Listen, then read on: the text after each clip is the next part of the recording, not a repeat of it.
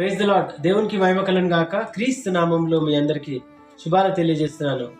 దేవుని వాక్యం చెప్తుంది, భూమి మీద మీరు వేటినైతే బంధిస్తారో అవి పరలోకమందు బంధింపబడునన్నారు. భూమి మీద మీరు వేటినైతే విప్పుతారో అది పరలోకమందు విప్పబడునని మత్తయి సువార్త 18వ అధ్యాయము 18వ వచనము దేవుని వాక్యం సెలవిస్తుంది. నా ప్రియ సహోదరి సహోదరుడా, ఈ దినం నీ జీవితంలో ఏవైతే సమస్యలు విప్పాలనుకుంటున్నావా, బంధించాలనుకుంటున్నావా, దేవుని యొక్క ఆశీర్వాదాలు నీ కుటుంబంలో విప్పాలని నువ్వు కోరుతున్నావా? అయితే ఒక కార్యం నువ్వు జరిగించాలి. మత్తయి సువార్త 18వ అధ్యాయం 20వ వచనంలో దేవుని వాక్యం ఏమంటుందంటే, ఒకసారి చదవమ్మా. ఏలయనగా ఇద్దరు ముగ్గురు నా నామమున ఎక్కడైతే కూడి ఉందురో అక్కడ నేను వారి మధ్య ఉందునని చెప్పాను. అక్కడ నేను వారి మధ్యలో ఉందునని దేవుని వాక్యం సెలవిస్తుంది. నేను చెప్తానేనమ్మా, దేవుని వాక్యం చెప్తుంది. దేవుడు మీతో కూడా ఉంటానంటున్నాడు.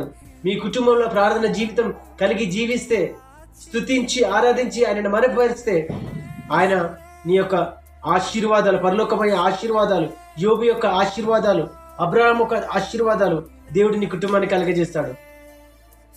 నువ్వు ప్రతిదీ కూడా బంధించగలవు. అది నీ అనారోగ్యత అయినా కానీ, నీ ఆర్థిక ఇబ్బంది కానీ, నీ యొక్క వ్యక్తిగత సమస్యలే కానీ, కుటుంబం ద్వారా నువ్వు ప్రార్థించి బంధిస్తే అవి బంధింపబడతాయి. నువ్వు కుటుంబం ద్వారా దేవుని ప్రార్థించి నీ ఆశీర్వాదాల కొరకు విప్పితే అది దేవుడు నీ జీవితంలో విప్పుతాడు. దేవుడు మీ కుటుంబంలో గొప్ప ఆశ్చర్యకార్యాలు కలగజేయులాగున మనమందరం ప్రార్థిద్దాం. ఆమేన్. God bless you.